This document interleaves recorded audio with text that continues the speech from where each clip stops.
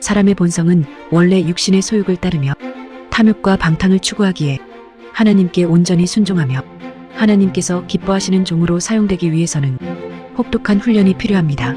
그래서 야곱은 20여 년, 요셉은 15여 년, 모세는 40여 년 동안 고단하고 팍팍한 인생의 훈련장에서 입에서 단내가 나는 훈련을 받았어요.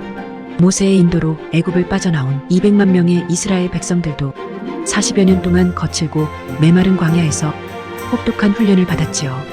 그 훈련의 목적은 하나님과 동행하는 영적 습관을 들이며 하나님의 뜻을 깨닫고 그 뜻대로 살아가는 영적 훈련임은 두말할 나위가 없어요.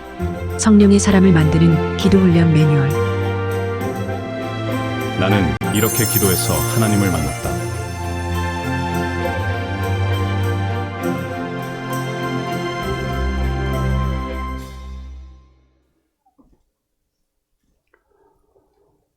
디모데후서 3장 1절에서 5절 다 찾으셔서 한 목소리로 읽어보겠습니다. 너는 이것을 알라. 말세에 고통하는 때가 이르러 사람들이 자기를 사랑하며 돈을 자랑하며 교만하며 비방하며 부모를 거역하며 감사하지 아니하며 거룩하지 아니하며 무정하며 원통함을 풀지 아니하며 모함하며 절제하지 못하며 사나우며 선한 것을 좋아하지 아니하며 배신하며 조급하며 자만하며 쾌락을 사랑하기를 하나님 사랑하는 것보다 더하며 경건의 모양은 있으나 경건의 능력을 부인하니 이 같은 자들에게서 내가 돌아서라. 아멘.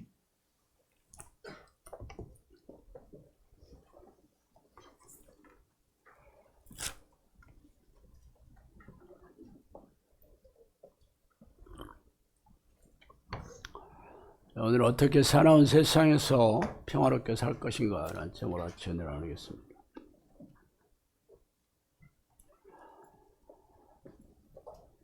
아담의 첫 아들 가인은 동생 아벨을 시기하고 질투하여 끝내 죽임으로 인류 최초의 살인자가 됩니다.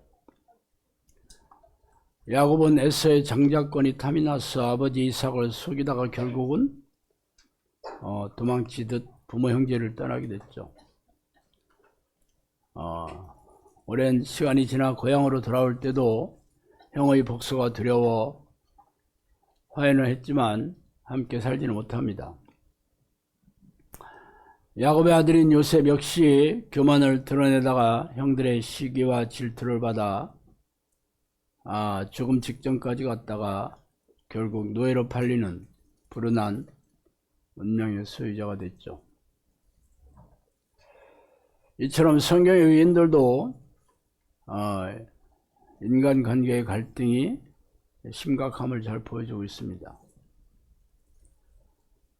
사실 이러한 일들은 사람이 사는 곳에는 만연한 일상입니다.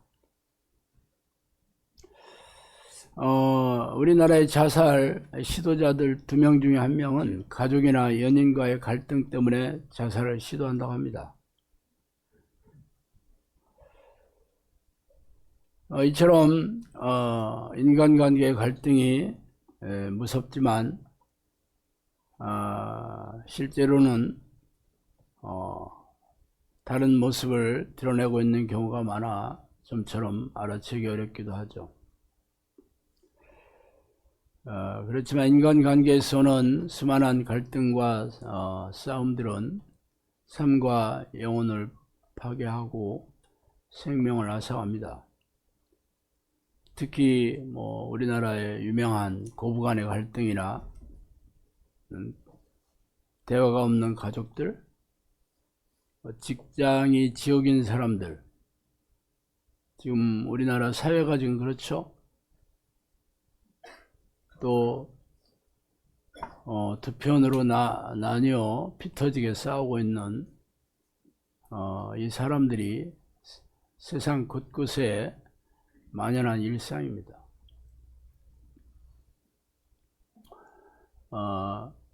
저는 지금까지 세상을 살아가면서 그렇게 저를 미워하고 피터지게 싸웠던 그런 일들은 거의 없었는데 제가 사역을 시작하고 여기에다 영상학교를 짓고 시작하면서 동네 사람들과 아주 공공의 적이 됐습니다. 이유는 그 이장이 입에서 뭐라고 했냐면, 교회가 이 마을에 왜 들어오냐 라는 이유가 그거였어요. 여기는 교회가 들어올 만한 곳이 아니다. 그러니까 못 온다, 그 얘기였어요.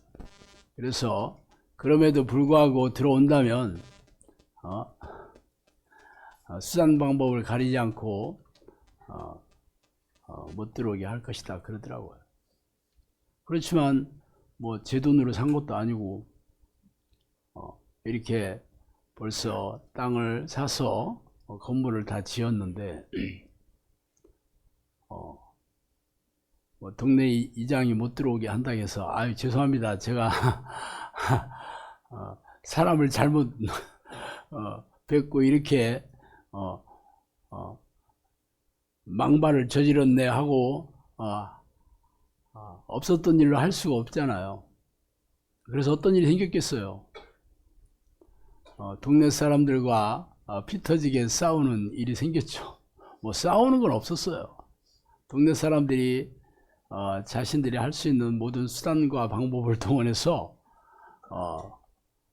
못 들어오게 시위를 하고 충주시청에 민원을 넣어서 공무원들이 때려와서 혹시 불법한 게 있는지 뭐 샅샅이 뒤지고, 현수막을 면사무소에 있는 거리에다가 5개를 걸고,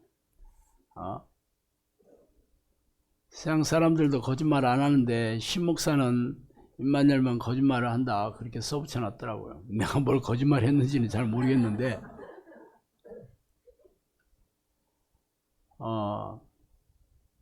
어쨌든 뭐 들어와서 1년 2년 지나면서 뭐 그런 일은 사그라졌지만, 또 하나 바로 밑에 농가주택에 있는 사람들이 어떻게나 우리를 미워하는지, 이 사람들은 바로 눈만 뜨면 저희들을 보고 있기 때문에 하여튼 민원을 넣어서 금전적으로도 수많은 손해를 보게 했고, 하여튼 제 마음을 엄청나게 어두워지게 하는 빌미를 많이 제공했습니다. 초창기에는 노래방 기계를 틀어놓고 드럼을 쳐대면서 잘 시간이 되면 밤 새벽 1시까지 2시까지 그렇게 술을 마시고 노래를 불러댔습니다. 아마 제가 평생 살아가면서 저를 이렇게 지독하게 미워하는 사람들이 생겨날 줄 꿈에도 상상하지 못했어요. 물론 뭐 법대로 하자면 뭐 그 사람들이 할 게 없지, 법대로 할 수가 없으니까 저렇게 하는 거였거든요. 뭐 법대로 할 것 같으면 당연히 공무원들이 와서 처리하고 벌금을 물리고 과태료를 물리고 뭐 행정명령을 시달하고 그렇겠지. 근데 법대로가 할 수가 없으니까 물리적으로 불법을 저지르는 거지, 한마디로.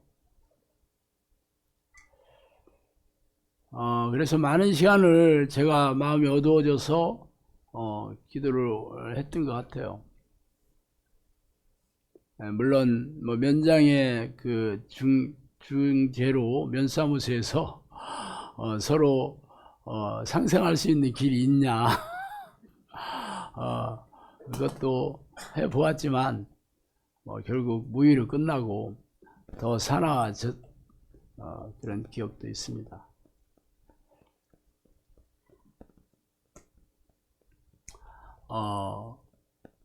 이 일에 대해서 성령께서 꿈으로 한번 보여주신 일이 있었습니다. 제가 직접 꾼 건 아니고 우리 집사람이 꿨는데, 요 밑에 내려가는 길에 그 이장을 위시해서 농가주택 사람들하고 마주쳤는데, 이 사람들이 사나운 개를 끌고 와서 우리를 보자 개를 풀어주면서 가서 물으라고 시켰던 거예요. 그런데 이 개가 물지를 못하고 꼬리를 내리고 그 사람들 뒤에 숨는 그런 광경이었습니다. 그래서 그 꿈을 통해서 이 일이 어떻게 될 거라는 것을 미리 알게 해주셨어요. 그러니까 대응할 필요가 없이 아무리 우리를 공격하고 사납게 굴어도 그 일은 아무런 효과가 없다. 하나님께서 지켜 보호해 주신다는 그런 내용이었습니다. 물론 지금 벌써 10년 가까운 세월이 흘러가면서 그 꿈이 하나님께서 말씀하신 대로 그렇게 이루어지긴 했지만 오랫동안 이 사람들이 우리를 늘 피곤하게 했던 건 사실입니다. 한때는 어떻게 우리도 민원을 같이 넣어볼까 하는 생각도 참 안 한 건 아닙니다. 왜냐하면 본인들도 불법적인 일을 많이 저질렀기 때문에 금전적인 손해를 엄청나게 입힐 수 있습니다. 사실 말도 안 되는 일로 경찰서에 고소를 해서 제가 하루 종일 가서 경찰서에 가서 조사를 받은 일이 있었고, 물론 무혐의로 끝났지만 제가 열이 받아서 무고죄로 다시 고소를 할 수도 있었습니다. 물론 결과는 어떻게 될지는 모르겠지만 벌금 정도는 얼마든지 나올 수 있었던 상황이었는데, 그런 유혹이 여러 번 있었어요. 저도 얼마든지 이 사람들한테 수천만 원의 재산 피해를 입힐 수도 있었고 아주 고통스럽게 할 수도 있었습니다. 그렇지만 하나님께서 내가 그 사나운 개의 입을 막아주셨다는 꿈을 통해서 우리가 아무것도 안 해도 하나님이 지켜주신다고 말씀하셨기 때문에 무대응하면서 지금까지 지나고 있습니다. 물론 이장이나 농가주택 사람들하고 절대로 친해진 건 아니지만 어쨌든 지금은 우리를 더 이상 민원을 넣어서 괴롭게 하거나 고통스럽게 하는 일들이 없죠. 왜냐하면 우리는 다 이제 불법적으로 하지 않기 때문입니다. 사실 이 시골에는 다 법대로 하기가 쉽지 않아요.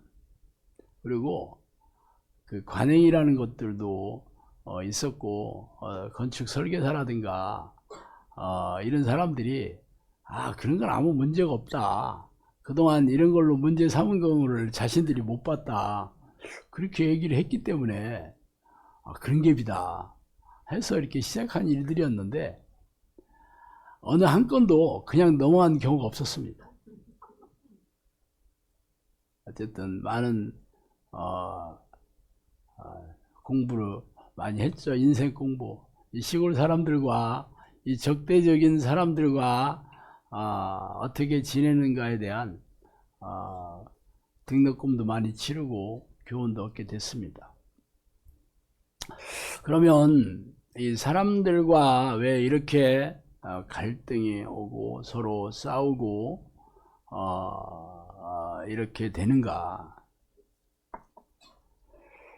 그것은 사람들의 본성 자체가 자기 중심적이기 때문입니다. 그러니까 우리는 태어날 때부터 사람들은 자신이 주인이 돼서 살고 싶어 하는 게 본성입니다. 본성.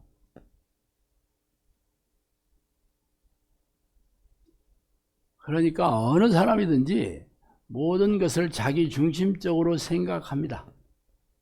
그러니까 자기에게 맞지 않은 상대방은 다 잘못된 것이죠.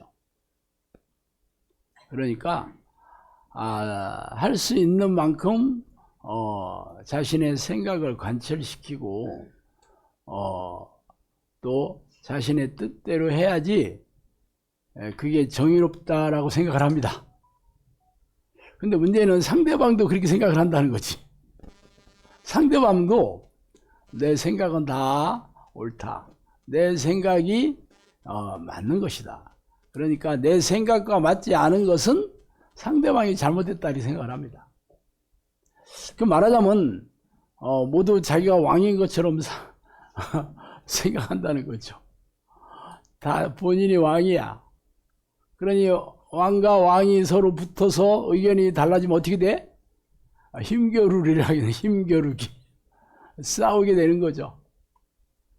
물론 주먹으로 싸우기는 쉽지 않지만 할 수 있는 모든 수단과 방법을 동원해서 상대방을 응징하려고 합니다. 왜? 그게 사람들의 타고난 본성입니다. 자, 오늘 읽은 본문에 보면 너는 이것을 알라 말세에 고통하는 때가 이르리니 하면서 사람들이 자기를 사랑하며 돈을 사랑하며 하면서 쭉 여러 가지 본성에 대해서 적나라하게 열거하고 있습니다. 근데 왜 이러한 일이 말세에 일어나냐? 왜 말세에 일어나냐면 하나님께서 이 말세가 가까워지면 이 귀신들에게 이러한 일을 하도록 허락하신다는 거죠. 그래서 모든 환경이나 모든 세상 돌아가는 일들이 사람들로 하여금 분노하게 만든다는 거죠. 화가 나게 만들고 견딜 수 없게 만듭니다. 그럼 어떻게 해야 돼요? 수단 방법을 가리지 않고 그러한 사람이나 그러한 단체나 그러한 정당이나 하여튼 그런 사람들에게 내가 목소리를 높이고 불이익을 주고 심지어는 불법을 행해서라도 것을 관철시키고 응징하려 합니다. 그래서 말세가 되면 사람들이 사나워진다. 오직 자기만을 사랑하고 또 자기를 사랑하게 해주는 육체를 즐겁게 해주고 만족스럽게 해주는 돈을 쌓아두고 돈을 사랑하게 된다. 그래서 고통하는 때가 이르게 된다 이렇게 얘기하고 있습니다. 성령께서 미혹의 영, 센 사람들의 특징이 네 가지가 고집이 세고 자기중심적이며 교만하고 감정의 기복이 심하다 이렇게 네 가지를 톡 집어서 얘기했습니다. 그러니까 이게 바로 귀신의 특징이거든요. 귀신들은 사람들의 머리를 타고 앉아서 자기 생각을 넣어줘 조종하고 있습니다. 어떻게 조종하냐? 귀신의 성품을 그대로 귀신들의 생각들을 그대로 이 사람들에게 투영시키는 거예요. 그러니까 이 사람이 생각하고 말하고 행동하는 걸 보면 이 귀신이 사람인지 아니면 귀신의 영향력을 어느 정도 받고 있는 사람인지 아니면 귀신의 영향력에서 자유로운 사람인지를 아는 거죠. 그래서 자기 주장이 강하고 다른 사람 말을 들으려 하지 않은 이게 고집이 센 거잖아요. 그리고 이기적이다. 자기 중심적이다라는 거죠. 다른 사람의 입장에서 생각하거나 살피거나 이해하려고 하지 않고 오직 내 생각만 앞세우고 내 주장만 하는 사람들이 되는 거죠. 이게 자기 중심적인 사람이고 이기적인 사람이죠. 그리고 감정이 기복이 심한 거는 기분이 좋은 거와 나쁜 상태가 귀신이 그런 생각을 넣어주어서 조종을 하기 때문에 기복이 심할 수밖에 없죠. 그래서 분노 조절 장애가 있다 그러면 아주 센 귀신이, 싸나운 귀신이 있다 보면 틀림없습니다. 하여튼 사람들은 태어날 때부터 아담의 범죄로 인해서 우리 자아가 오염된 상태로 태어나거든요. 자아라는 건 에고잖아요. 본성을 얘기하는 겁니다. 본성이 죄로 오염된 상태에서 태어납니다. 그래서 죄가 좋아. 이 불순종의 죄가 좋습니다. 이게 불순종의 죄가 하나님을 주인으로 섬기는 게 아니라 자신을 주인으로 섬기는, 이게 우상을 숭배하는 우상 숭배죠. 자기가 주인인 거고 자기가 왕인 거죠. 우리는 하나님께서 하나님을 섬기고 하나님을 영화롭게 하고 하나님의 뜻에 순종하게 함으로 하나님을 기쁘시게 하는 존재로 우리를 만들었거든요. 그게 사람들이 만든 창조 목적이고 창조 원리예요. 그런데 사람들은 그것을 까마득히 잊어버리고 내가 원하는 삶을 살려고 하죠. 내가 주인이 돼서 내가 왕이 된 인생, 왕이 된 삶을 평생 추구하며 살아요. 이게 바로 제 본성대로 사는 사람입니다. 예, 성경에는 육체와 마음에 원하는 것을 하여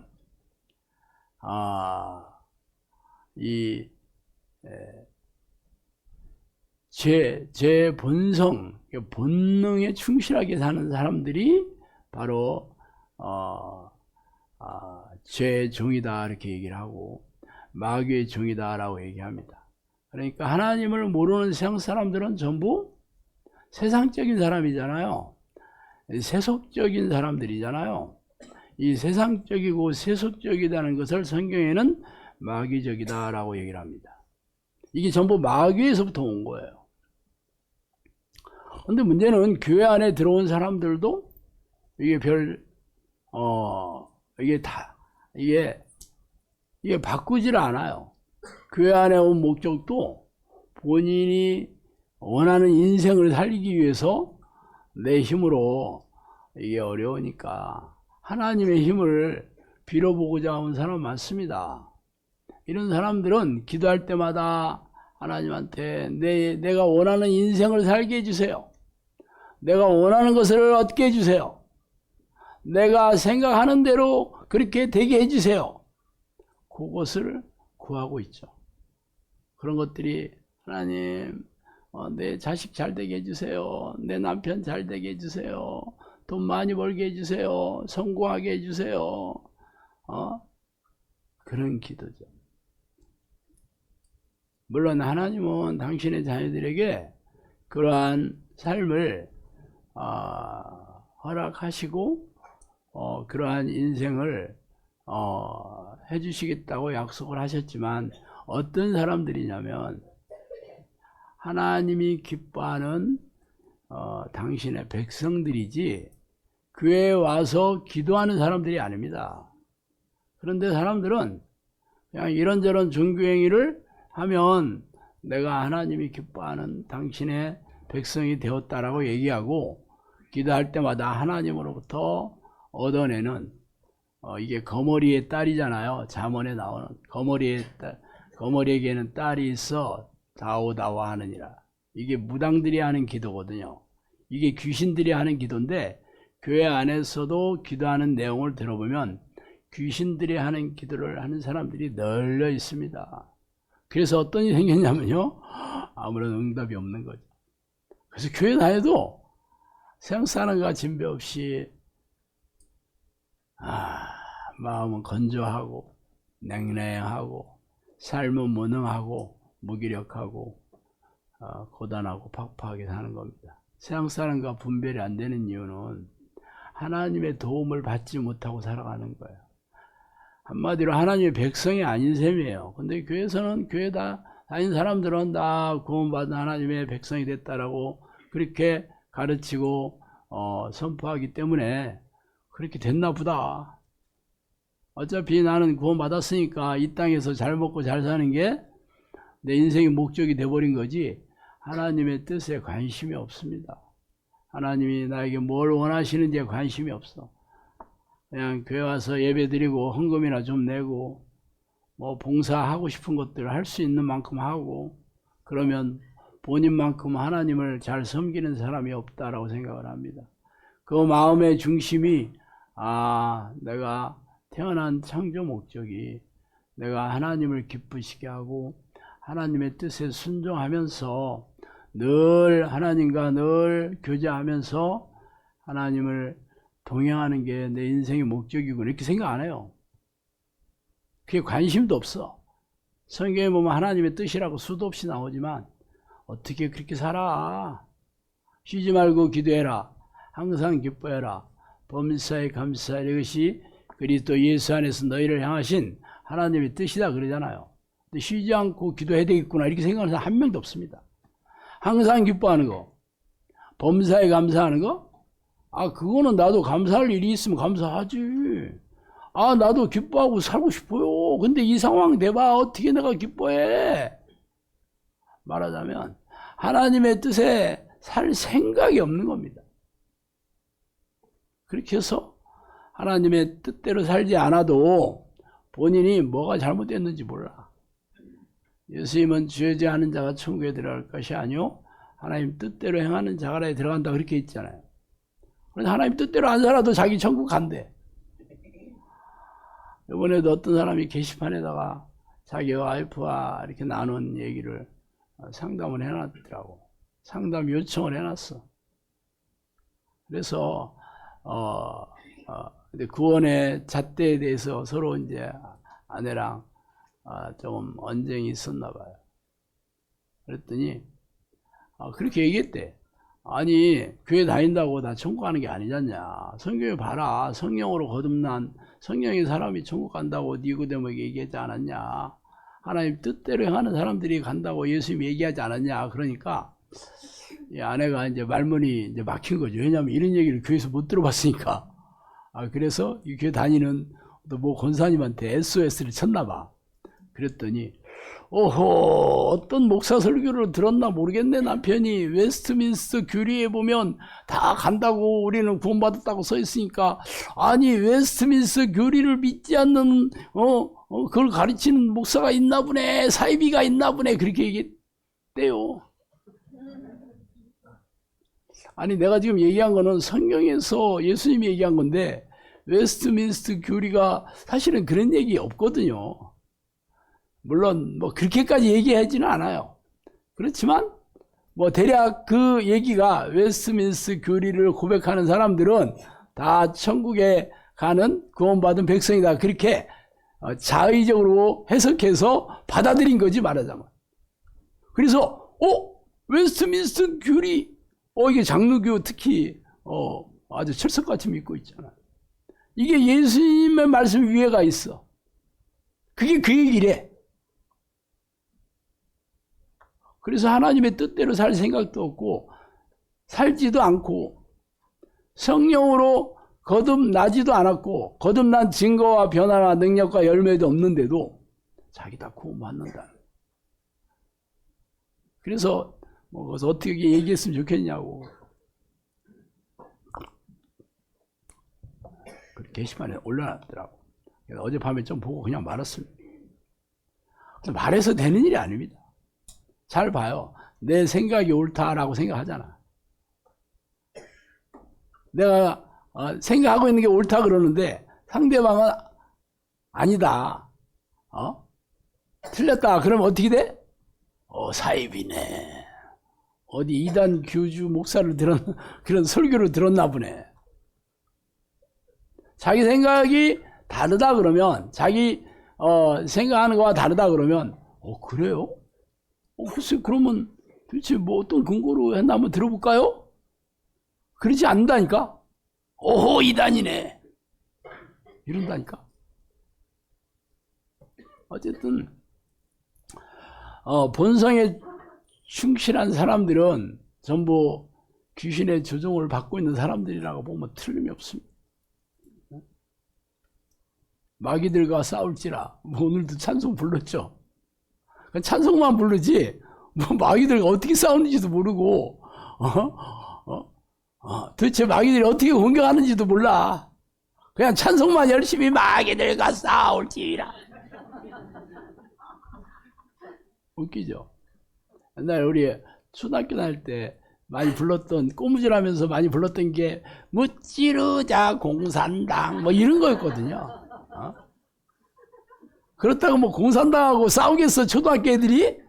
그냥 노래를 부르는 거 끝나는 거지. 맨날 입만 열면 간첩을 조심합시다. 뭐 산에서 뭐 누가 낚싯대를 메고 오면 간첩이다. 뭐 그런 거 엄청 써붙여놨잖아. 그래서 신고도 많이 했어요. 신고. 옷만 보면 간첩이야. 이렇게 간첩이 제대로 뭔지 분별도 못하고 그냥 사람들이 얘기하는 것만 듣고 다 자기 생각이 옳다라고 생각해서 그렇죠. 또 갈등이 오는 이유는 돈을 사랑하기 때문에 그렇습니다. 돈이 모든 사고의 중심이 되고 목적이 되기 때문에. 예수님은 만몬 하나님과 재물을 겸하여 섬길 수 없다 라고 얘기를 했지만 교회 다닌 사람들은 물론 하나님을 내가 돈보다 더 돈을 하나님보다 더 사랑하지 않습니다 하고 고백은 다 해. 그렇지만 모든 삶의 결정에 하나님보다 돈이 우선입니다. 예를 들어서 결혼 배우자를 찾는다 그랬는데 대부분 뭐야? 돈 잘 버는 직업을 가진 사람을 구하잖아. 물론 뭐 그거는 당연해요. 돈 못 버는 사람이 난 더 좋아 이렇게 얘기하면 안 되지. 우리가 솔직해야지. 그렇지만 하나님하고 이렇게 서로 부딪히는 일이 생겼을 때 무엇을 결정하는가 보면 그때 이 사람이 하나님보다 돈을 더 사랑하는지 아닌지를 알게 되죠. 많은 사람들이 특히 여자들이 돈 잘 버는 남편인데 믿음이 없거나 교회를 다니지 않는 사람 있다면 어떻게 선택해? 아깝잖아. 놓치면 안 되지. 아깝지. 그럼 어떻게 하냐면 교회 와서 영적 기도 시키는 거지. 그럼 남자도 이쁜 여자, 마음에 드는 여자를 놓치고 싶지 않으니까 뭐 영적 기도야 뭐 얼마든지 할 수 있지 뭐. 영적 기도 해.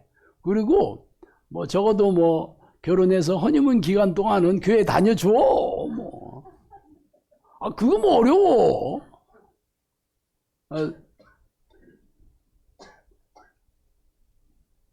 그렇지만 믿음이 없이 결혼을 했기 때문에 그 얼마나 지속할 수 있겠어요. 하나님은 성경에는 그래요.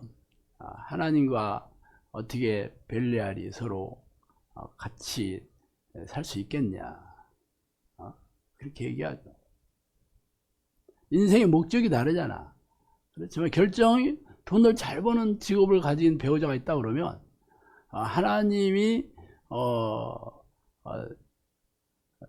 선택의 기준이 아닌데도 결정하잖아요. 나중에 또 예수 믿게 하면 되는 거예요. 그러면 또 전도한 거잖아.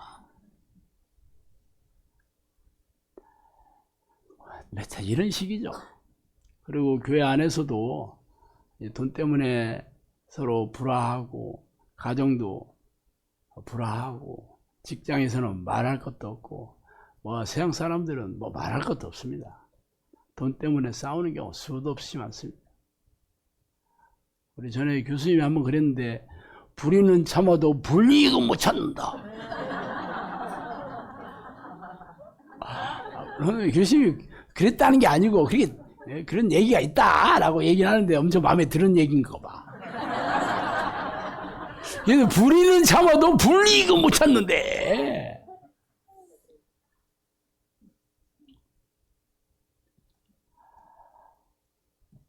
미국의 어느 통계에서 평생 먹고 살 만한 돈을 준다면 사랑하는 아내와 자녀들과 헤어질 수 있느냐 이렇게 물어보니까 5명 중에 4명이 그렇게 하겠다 그랬대. 평생 먹고 살 돈이 1, 2억이 아니겠지. 아마 한 50억 준다고 하면, 여러분 50억을 준다고 하면 하겠느냐니까 5명 중에 4명이 그렇게 했대. 물론 여러분은 아니고 우리 영상학교 식구는 한 명도 그런 사람 없겠지. 왜냐하면 50억 아니라 5천원도 뭐 생기지도 않은 그런 일이 생길 리가 없으니까. 그러니 뭐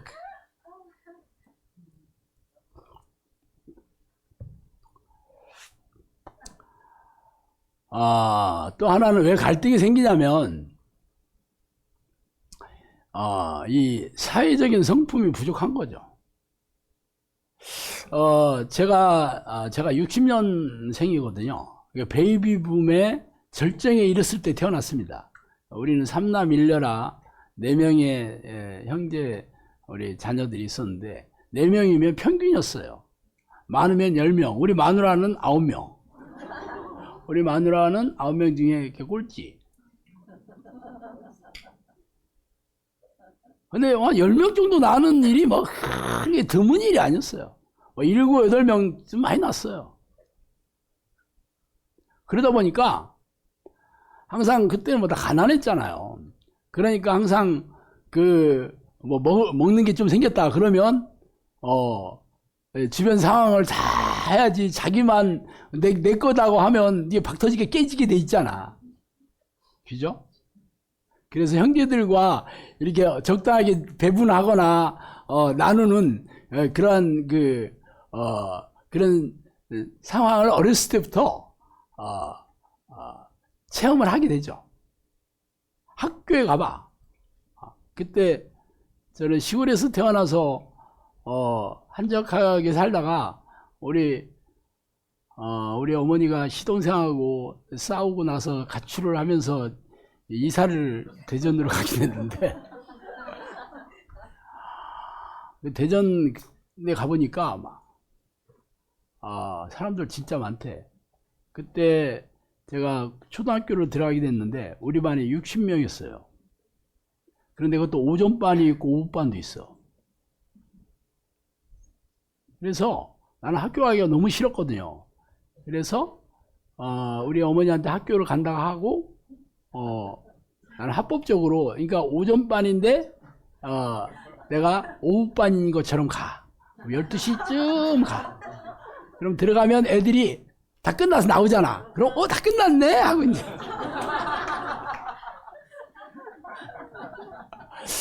근데 우리 어머니는 얘는 하루도 안 빼놓고 학교를 갔는데 왜 개근상을 못하는지 이유를 몰라.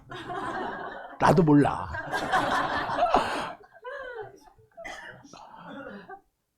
애들이 하도 많으니까 뭐 누가 왔는지 갔는지도 몰라.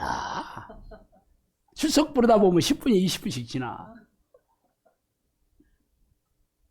그래, 애들이 많으니까 거기서 왕따 안 되려면 눈치 잘 보이고 애들이 바라는 거를 내가 원하는 것만 주장할 수 없잖아요. 사회적인 성품을 함양하지 않으면 살아갈 수가 없어. 어렸을 때부터.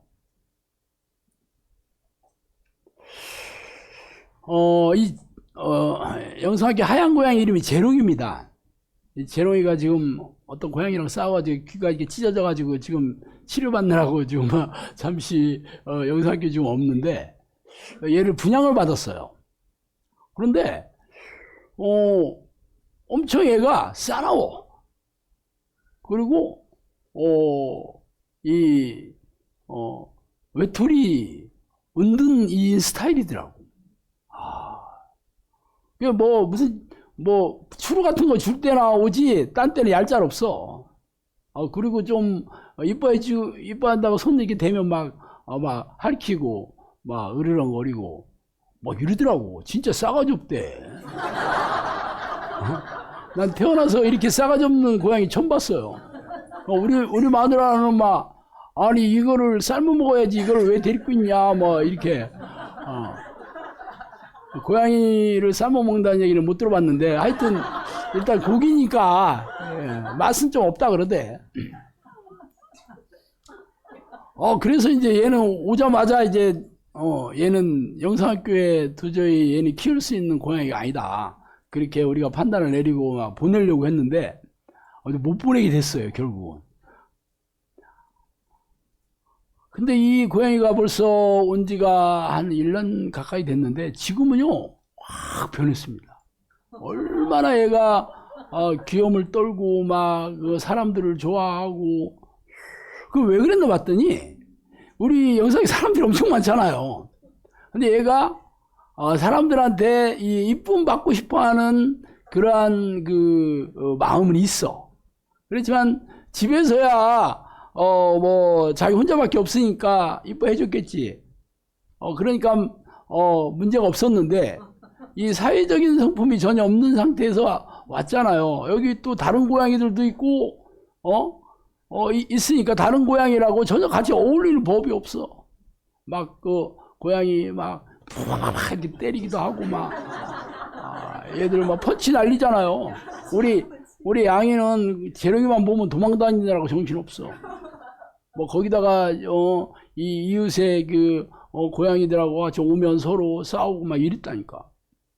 그랬는데 얘가 성품이 엄청나게 변해가지고 지금은 고양이들하고 굉장히 잘 어울리고 해코지도 안 하고, 그리고 사람들한테 인정을 받으려고 사람들이 많다 보니까 이 사람한테도 잘 보여야 되고 저 사람한테 잘 보여야 되고 그래야 되니까 자기 고약한 성품을 많이 없앴더라고. 그래서 항상 현관문 앞에 문 열면 거기 누워 있는 거야. 사람들한테 이쁨 받으려고. 이것도 이게 사람들도 많고 고양이도 여러 마리 있는 데서 살다 보니까 이 성품이 이렇게 스스로 이렇게 좀 그렇게 변화되는 것을 알 수 있어요. 근데 원래 고양이는 이게 가르칠 수 없다. 고양이 훈련 학교 이런 데 없습니다. 개 훈련을 시켜도 고양이는 절대 훈련 못 시킨대요. 왜냐하면 얘는 완전 본능대로 살아가는 애들이거든요. 그리고 고양이과 동물이기 때문에 뭐 여러 가지 때를 지어서 산다든가 이런 것들이 어울리지 않는 애들인데도 얘네들이 사람들한테 사랑을 받기 위해서 본인도 여기에 적응하는 거죠. 적응해서 사람들이 싫어하는 거 안 하고 다른 고양이들하고도 서로 싸워봐야 자기도 10대 때리면 한 대라도 얻어 맞아봐야 별로 좋은 건 아니니까 이제는 얘도 다른 고양이랑 더불어 살아가는 것을 이제 좀 체득을 한 것 같아. 근데 지금은 뭐 한 자녀 낳는 가정이 많잖아요. 학교에 가도 다 집에서 금이야 오기야 이렇게 기르던 애들이 학교에 왔으니 다 왕이잖아. 왕 새끼 그게 왕자라고 그럽니다. 다 지들이 다 왕인 줄 알아. 그러니까 뭐 학교에서도 서로 싸우고 학폭 안 되면 집 와서 부모한테 이르고 부모가 또 또 학교에 또 민원 넣고 이 아수라장이 됐어 지금. 애들이 크면 어떻게 돼?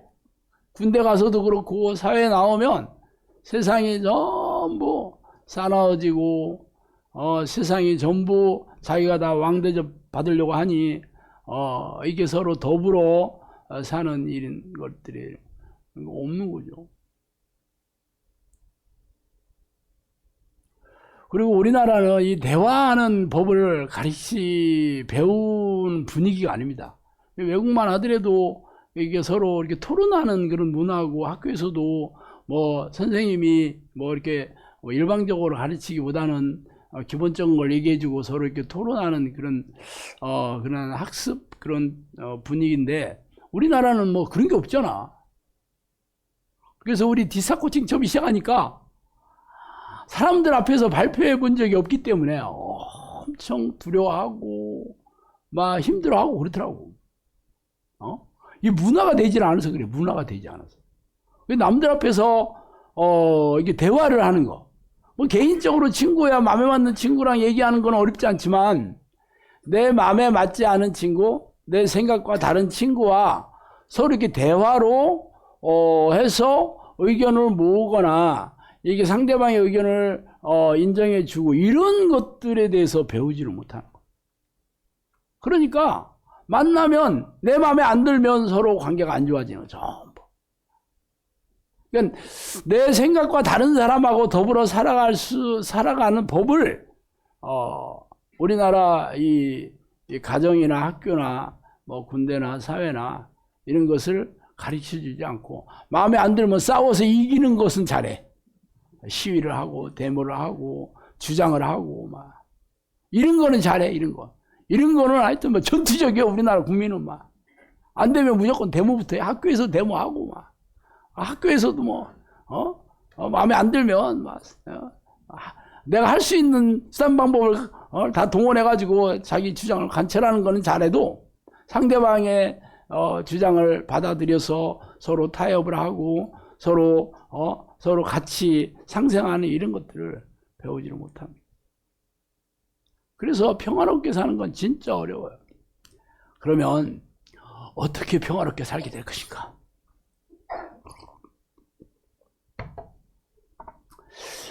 사람들은 아무리 좋은 얘기를 해주더라도 그 내용에 감동하는 게 아니고 태도, 이 말하는 사람의 태도에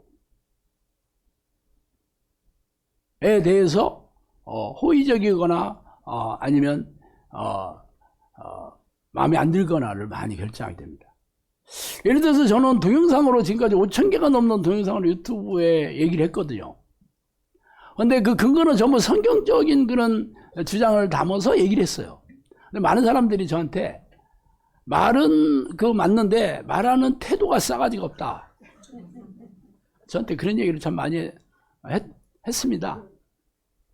그럼 말하자면 성경에 이런 말씀이 있으니까 여러분 참고하시고 잘 생각해 보세요. 이랬으면 싸가지가 없게 안 들렸겠는데 성경 말씀대로 안 살면 지옥 갑니다. 이런 교회는 하나님이 계신 교회가 아닙니다. 지옥 간다고 하니까 아니 교회 다니면서 지옥 간다는 얘기를 하는 목사를 들어본 적이 없는데 지옥 간다고 하니까 얼마나 화가 나겠어. 사실 누구라고 얘기하면 다 알만한 사람이 지금은 영상학교 기도훈련 받고 있지만 옛날에 그렇지 않았을 때 그 식구들은 영상학교 기도훈련을 받았는데 본인은 안 받았어요. 근데 그 집에 내가 소모임을 하러 갔는데 저를 찾아왔어. 뭐라고 물어봤는지 알아요? 나 지금 이 상태면 지옥 가는 거예요? 나한테 물어봤어. 자기는 교회도 안 다니고 하나님을 믿고 있다고 생각은 했나 봐. 당연히 기도할 생각은 없고 그런데 찝찝해서 저한테 와서 이대로 죽으면 지옥 가요? 나한테 물어봤어. 제가 뭐라고 했는지 알아? 예, 지옥 지옥 간다고 얘기했어. 그러니까 얼굴이 싸해져가지고 그 다음부터 얼굴이 쳐다보지 않더라고. 이게 본인이 어렸을 때는 교회를 다녔고 그리고 하나님을 믿고 있다고 생각하고 있거든요. 그러면 대부분의 목사들은 영역기도 당연히 했겠지. 천국 갑니다. 걱정 마세요. 믿으세요. 하나님 사랑의 하나님인데 그런 일 없습니다. 그걸 기대하고 나한테 물어본 건데 제가 지옥 갑니다. 편안하게 얘기했어요. 그리고 몇 년이 흘러서 지금은 기도 열심히 하진 않아도 안 떨어져 나가고 있어. 사람들은 이 어떤 내용에 대해서 그 화가 나는 게 아니고 그 고압적인 태도, 나를 무시하려고 하는 태도, 나를 존중하지 않는 이런 태도에 대해서 화를 납니다. 그래서 사람들한테 어떤 얘기를 할 때 이렇게 가르치는 듯한 이런 것들이 굉장히 역효과가 많아요. 근데 우리나라는 이 좀 권위적인 그런 그 문화잖아. 집에서는 아버지, 학교에 가면 선생, 군대에 가면 상사, 군대에 가면 뭐 상관, 뭐 직장에서도 상사. 이런 사람들이 항상 뭔가 이렇게 지시하는, 말 안 들면 불이익을 암시하고 뭔가 거의 위협 비스무리하게 얘기 잘 하잖아. 이런 태도. 특히 가정에서, 가장들이. 뭐, 항상 남편만 그런 건 아니고, 어디 뒤집어진 가정도, 뭐, 전혀 없는 건 아닙니다. 거의 2대8 정도, 3대7 정도로 어느 집에 가면, 와이프가, 아내가 가장 타이틀을 쥐고 있는 데도 있더라고. 하여튼, 항상 얘기가 보면, 이 가르치려 드는 태도. 여기에 대해서 사람들이, 일단, 마음으로 이게 벽을 쌓기 시작합니다. 근데 본인이 말을 안 들으면 불이익이 있고, 그러니까 할 수 없이 수긍은 하지만, 본인이 독립을 할 수 있거나 아니면 힘을 길리게 된다. 그렇게 되면 그때부터 어떤 일이 돼? 반항하게 되죠. 그래서 중학교 2학년 되면 그때부터는 이제 반항하잖아. 2학년이 됐잖아. 중2. 중2. 근데 목욕탕에 가가지고 어떤 스님께서 목욕탕에를 갔는데 어떤 애들한테 어떤 중학생한테 때 좀 밀어라 그랬더니 안 밀어줘요. 그래서 네가 뭔데? 그러니까 그 중2 열받아서 내가 중2다 그랬더니 나는 중3이야! 그랬다잖아. 중2가 이렇게 세.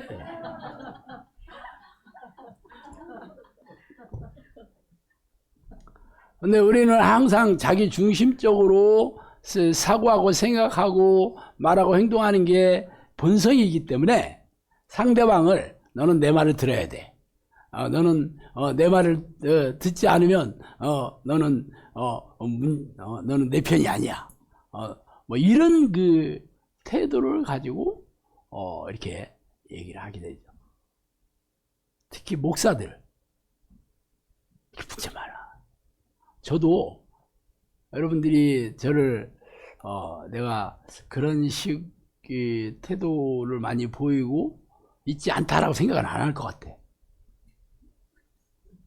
그래서 나도 그렇게 생각해 본 적은 없는데 이번에 내가 설교를 하면서 내가 여러분들을 가르치는 듯한 태도로 주로 많이 얘기를 해왔고 앞으로도 할 가능성이 엄청나게 많으니까 이 자리를 빌어서 제가 한번 용서를 빌릴게요.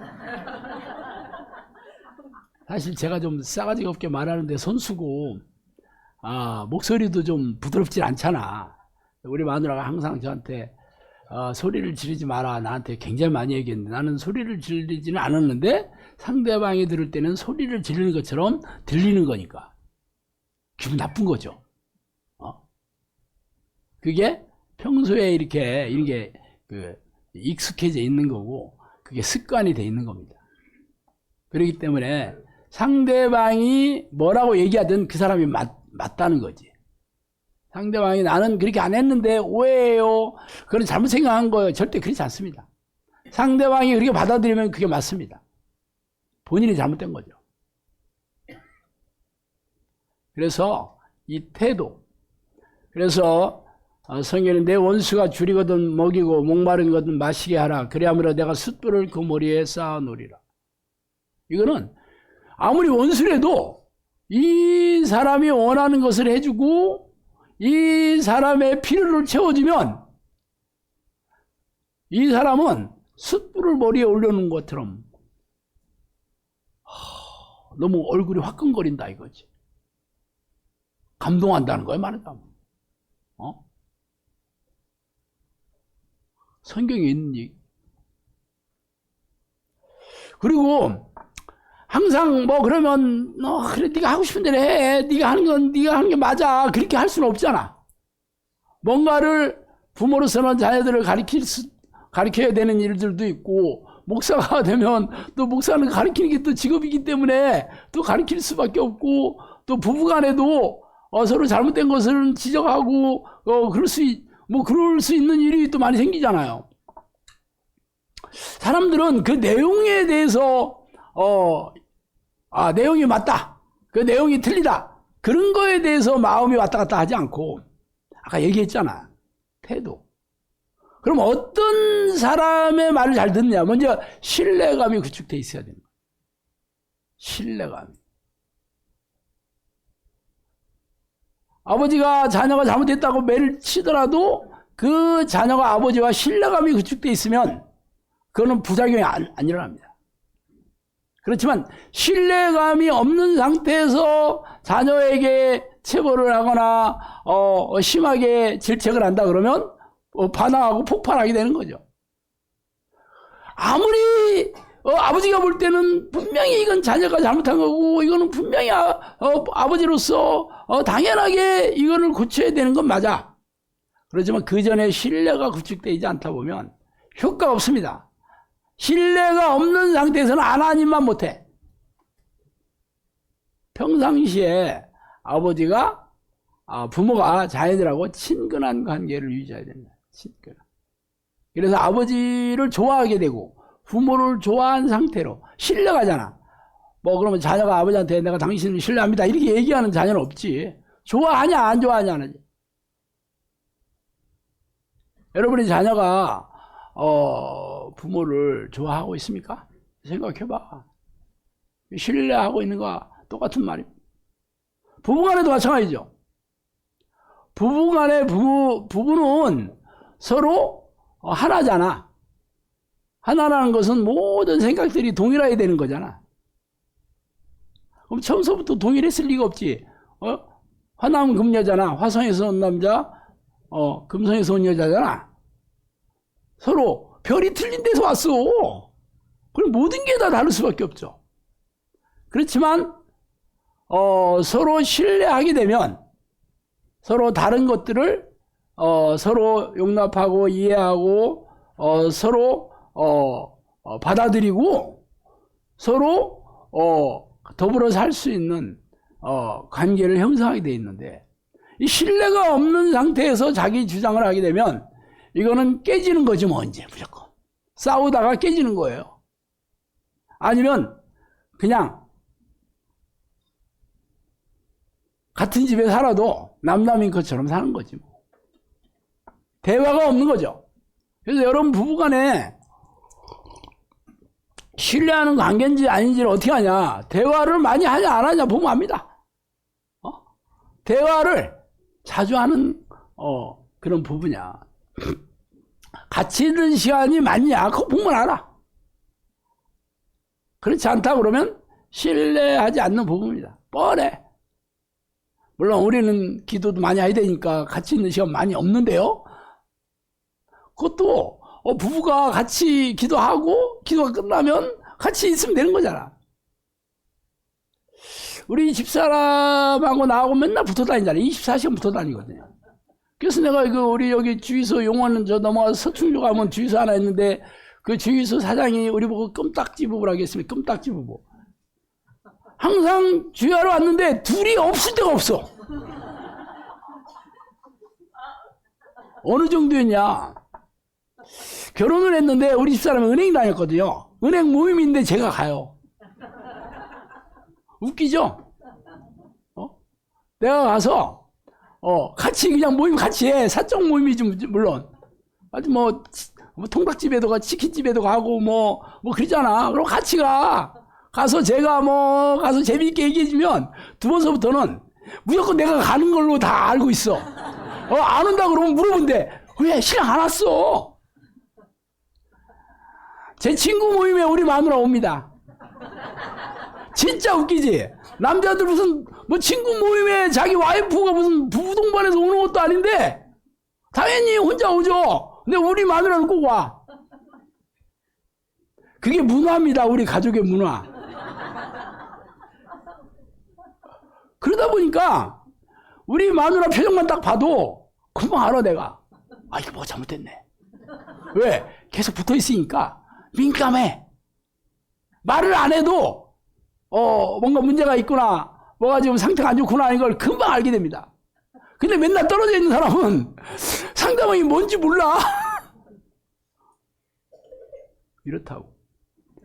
그래서 이 신뢰가 구축되지 않는 사람들 뭘 이렇게 가르치거나 뭔가 뭐 좋은 얘기 할 때는 문제가 안 생기지만 뭐 안 좋은 얘기를 하거나 상대방에게 뭔가를 지시하고 이럴 때는 그 다음서부터는 이제 싸우게 되고 갈등을 빚고 이게 나중에는 헤어지게 되고 분열하게 되고 그런 겁니다. 지금 우리나라 정부나 뭐 회사 노조나 이런 것들이 신뢰가 없어. 상대방에 대한 신뢰를 믿지는 않습니다. 교회 안에서도 서로 싸우는 부류도 많죠. 뭐 목사파와 장로파와 싸우고 교인들끼리도 싸운 게 서로를 신뢰하지 않습니다. 저 말하는 거 다 거짓말이야. 저 인간들은 믿을 만한 인간이 아니라는 게 쌓여 있어. 그래서 평소에 신뢰를 형성하려면 서로 친근한 관계를 늘 유지해야 되는 거죠. 그리고 본질적인 게 아니라면 뭐 그렇게 자기 주장을 할 필요가 뭐 있나? 저도 처음에 뭐 사소한 거잖아요. 집에서. 그래서 우리 집사람은 저보다 시간관념 같은 게 좀 없는 편이죠. 남자들은 약속 딱 하면 칼같이 지켜야 되잖아. 근데 집사람은, 여자들은 또 뭐 준비해야 될 게 또 많잖아. 30분은 더 걸린다고 늘 얘기를 해. 그렇지만 시간 맞춰서 오는 건 아니잖아. 그러면 늦잖아 맨날. 오늘 나는 차에서 무조건 기다리면 시간 이게 분명히 지금 가도 늦는데 그러면 마음이 막 이렇게 올라오잖아. 혹은 뭐 불을 이렇게 전등 같은 것도 이게 집 나가면 꺼야 되잖아. 근데 우리 사람은 그걸 잘 잊어먹어. 처음에는 저 불을 하루 종일 또 켜놓고 왔네 막. 그럼 이렇게 올라오고 얘기를 했죠. 본인도 그래, 너 잊어먹어서 그랬네. 뭐 그렇지만 계속 얘기를 하면 어떻게 돼? 그럼 네가 끄면 되잖아. 아니면 잘하는 네가 해. 이렇게 싸우자는 거잖아. 말하자면 시간도 맨날 늦는 게 고쳐지지는 않아요. 아무리 얘기해도 절대 안 고쳐지더라고. 그러면 그거 가지고 또 인상 쓰고 있네 막 이렇게 시작하잖아. 그래서 어떻게 돼야 돼? 그럼 내가 그 시간에 맞추는 수밖에 없어. 그래서 그냥 차에서 기도하면서 할렐루야 예수님. 그리고 뭐 시간 절대로 보면 안 돼. 그리고 늦게 오더라도 이 사람들은 좀 기다려야지. 주인공은 항상 늦게 가는 거야. 항상 이제 마누라 편을 들어야지. 어떻게 어차피 뭐 늦었는데 뭐 주인공은 항상 늦어야지. 목사가 일찍 가면 우습게 안 해서 안 돼. 목사는 항상 10분 20분 늦게 가는 게 맞아. 이렇게 내가 바꿨어. 불 안 끄는 것도 내가 알아서 끄는 거 아니면 불 켜있더라도 그래 이렇게 우리가 이렇게 불 켜있으니까 이게 좀 좋네. 깜깜한 거보다 들어가는 것보다 훨씬 낫네. 절대 얘기 안 합니다. 안 그러면 또 네가 끄면 되잖아. 또 얘기 나오잖아. 신뢰를 구축해야 돼. 그래서 내 생각, 본질적인 게 아니면은 무조건 내 생각 따위는 없어. 다 쓰레기통에다 버리고 걔한테 줘야 돼. 걔한테 다 줘버려야 돼.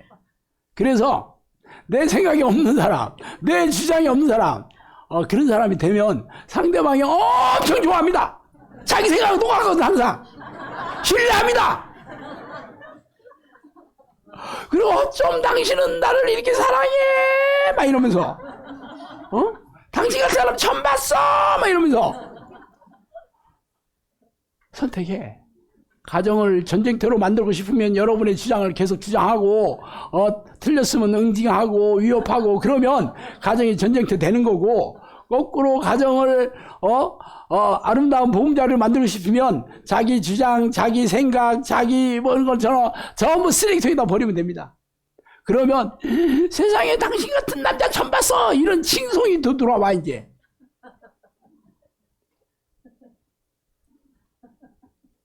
물론 그렇게 돼도 항상 싸우는 일이 전혀 없진 않죠. 우리도 1년에 몇 번은 또 이게 또 그런 일이 생깁니다. 그럴 때 우리 집사람이 4가지를 저한테 얘기했습니다. 친절하게 얘기해라, 사려 깊게 행동해라, 배려해라, 상대방을 존중히 얘기해라. 이게 바로 한마디로 불쌍하게 얘기를 합니다. 이게 제가 그게 너무, 저는 원래 굉장히 개인적인 성향이거든요. 우리 아버지가 고등학교 때 이제 사업이 망해가지고 이제 학교는 다녔지만 나는 내가 벌어서 내가 독립해서 살아야겠다는 독립심이 강해. 우리 부모님이 나를 독립심을 향양시키기 위해서 일부러 사업도 망하시고 그랬다. 안 망할 수도 있었는데 나를 독립투사로 만들기 위해서 우리 부모님이 그렇게 희생을 하셨다고. 거의 내 생각입니다, 이거. 그러다 보니까 항상 그 상대방이 뭔 생각을 하고 있는데 관심 없어. 오직 그냥 내가 하고 싶은 것, 내가 가야 되는 길. 그러니까 상대방에 대한 그 인지 능력이 떨어지게 됐죠. 그래서 제가 이 기도를 하고 성령님께서 뭐라 했냐면 사랑의 은사를 구해라 그러시더라고. 나는 마음이 또 사업이 실패해서 오랫동안 힘들다 보니까 마음이 굉장히 건조해지고 딱딱해지고 냉정해지고 막 그랬습니다. 그리고 세상을 향한, 사람들을 향한 뭔가 막 울분, 분노, 짜증 막 이런 것들이 가득 차 있었어요. 그래서 모든 사람들이 나한테 뭘 어떻게 했다 하면 무조건 싸우려 들였어요. 진짜 성격이 이렇게 변하더라고. 이 기도하고 나서 마음이 많이 이렇게 녹기 시작하더라고요. 그래서 내가 사람들이 이게 불쌍히 여기는 마음이 많이 들어오게 됐어요. 역시 기도의 힘이더라고. 내가 사람들을 볼 때, 이렇게 불쌍해서 막 내가 눈물도 나고, 전혀 모르는 사람인데도 막, 이렇게 불쌍하지. 불쌍이 많은 건 역시 절에 가보면 불쌍이 굉장히 많아. 거기 불쌍한 사람들이 굉장히 많아. 다 지옥 갈 사람들이잖아. 불쌍을 볼 때마다 불쌍하게 여겨야 돼요, 여러분도. 그리고 돈 때문에 싸우는 일 많죠. 저도 이제 돈 없이 오랫동안 살다 보니까 우리 집사람하고 이게 돈에 대해서 이제 티격태격하거나 갈등이 생기는 게 굉장히 많았습니다. 결국 해서 되는 일이 아니더라고. 그래서 처음에는 이제 집사람은 자기 뭐 사는 것들 이거 안 사도 될 걸 산다거나 옷도 많은데 왜 또 샀어? 막 이런 거 남자들이 이해를 잘 못해. 그러니까 이게 돈이 뭐 풍족한다고 하면 상관없는데 돈 없는데 막 그렇게 쓰고 그런 거에 대해서 내가 막 그런 거마다 이렇게 올라오고 참 많이 그랬습니다. 그런데 결국 이게 가정에서 우리 마누라랑 둘이랑 24시간 있는데 둘이 24시간 싸우게 된다는 거는 견딜 수가 없었어요. 그 다음에는 내가 모든 돈 쓰는 일에 내가 내려놓게 됐습니다. 진짜 내려놨어요. 집사람이 뭘 하든지 그래 잘했어. 속으로 꿀풀에도 막 잘했어. 잘했어. 잘했어. 그 당신 얼굴 왜 그래? 막 이래.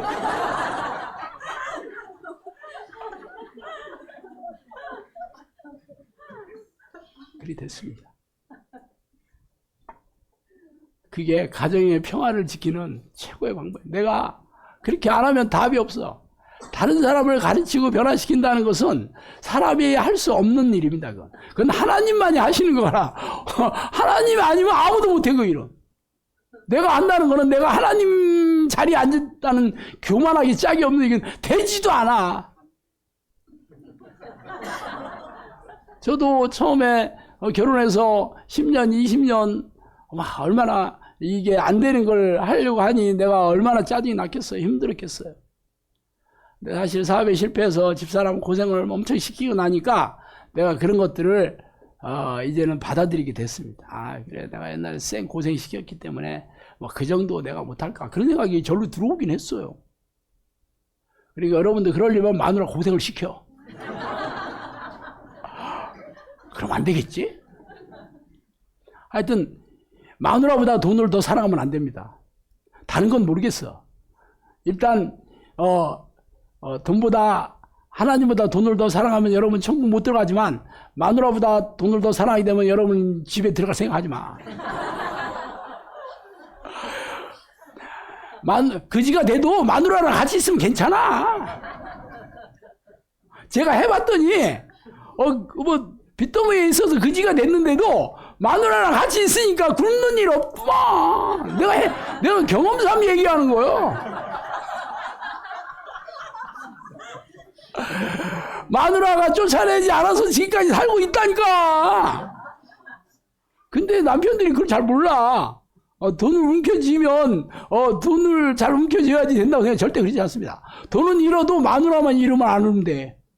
내 경험상 얘기하는 거야. 왜냐하면 나이 먹어가지고 남자는 직업 갈 게 별거 없는데 여자들은 할 거 엄청 많아. 식당에 남자들 할 거 없지만 여자들은 뭐 안 되면 식당이라도 가잖아. 그러니까 절대로 마누라를 놓치는 일이 생겨서는 안 됩니다. 안 된다고. 그러니까 요것만 잘 제가 지금 얘기하는 거는 뭐 성경에 있어서 가르치는 게 아니에요. 내가 지금까지 살아오면서 내 피부로 깨달은 것들이에요.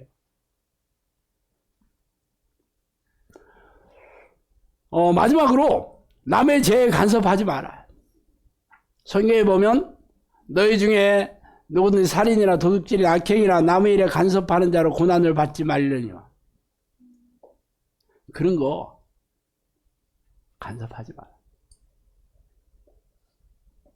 다른 사람이 잘못했다 그러면 여러분이 무슨 정의의 사도는 아니잖아. 대부분 보면 쓸데없는 거 계속 얘기하는 거예요. 진짜 본인이 뭐 꼭 그러할 자리에 있다 그러면 서로 신뢰관계가 구축이 돼 있어서 얘기하면 상대방이 잘 알아듣고 고치고 유익한 일이 생겨요. 뭐 그렇지 않은 뭐 서양 사람 지나가다가 왜 담배 피는 학생들한테 옛날에 아저씨들이나 할아버지들이 뭐라 했다 얻어 맞고 그러잖아. 절대 그런 일 하시면 안 됩니다. 얘기해서 될지도 않아. 뭐 얘기해서 듣는 시대가 아닙니다 지금. 근데 그런 생각들을 많이 가지고 있어 지금도. 그런 쓸데없는 일을 할 필요 없습니다. 진짜 그 영혼이 불쌍하다면 기도하셔요. 기도. 그리고 말귀를 알아듣는 사람들한테 얘기하셔요. 그걸 지혜로운 사람이라고 합니다. 지혜로운 사람들한테는 얼마든지 얘기해도 돼. 말귀를 못 알아듣는 사람들은 차라리 떡이나 하나 더 주는 걸로 끝내. 옛말이 틀린 게 없어요. 미운 자식 떡 하나 더 준다는 게. 그래서 신뢰관계를 먼저 구축해라 이 얘기야. 떡이나 먹고 떨어져라 이런 게 아닙니다. 신뢰관계를 구축해라. 나를 좋아하게 만들어라. 그런 다음에 얘기하라는 거지. 그게 떡 하나 더 줘라 이거죠. 얼마나 지혜로운 우리 조상이었어요. 살다 보니 그걸 알게 됐던 거지. 평생 그걸 모르고 살다 죽으니 얼마나 인생이 지옥 같았겠어. 그래서 다른 사람이 잘못하는 게 있다 그래도 여러분이 그럴 자리에 있다. 뭐 코치가 됐다. 목사가 됐다. 그러면 뭐 신뢰관계가 구축이 돼서 얘기하면 듣겠지. 상대방도 들을 귀가 있는 거고.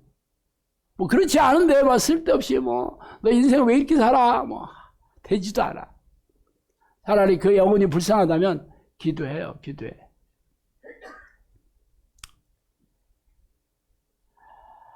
결국은 이 사람들의 마음을 움직일 수 있는 것은 하나님밖에 없습니다. 그럼 여러분이 하나님의 마음을 움직일 수 있는 기도의 내공을 쌓는 길밖에 없어요. 그렇다고 뭐 될 대로 되라, 뭐 자식들도 말 안 들으면 그래, 네 인생 네가 살아라. 그렇게 살 수는 없잖아.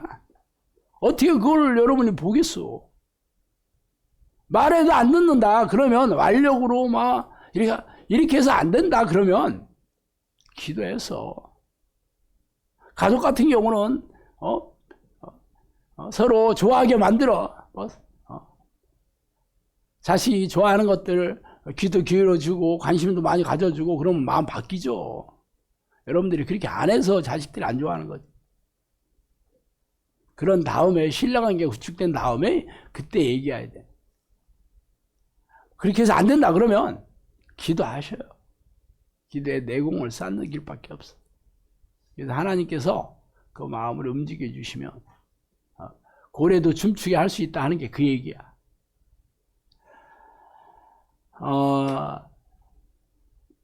사실 우리가 뭐 모르지는 않습니다. 제가 오늘 말씀드리는 얘기는 여러분도 뭐 모르는 내용은 아닌데 실천이 안 되는 것들이죠.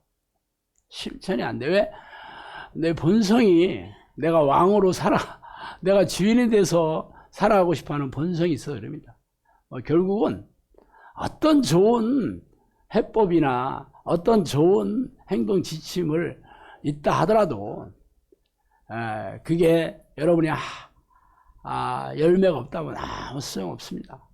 그래서 먼저 여러분이 하나님 앞에 기도의 내용을 쌓아서 하나님이 여러분을 변화시켜야 됩니다.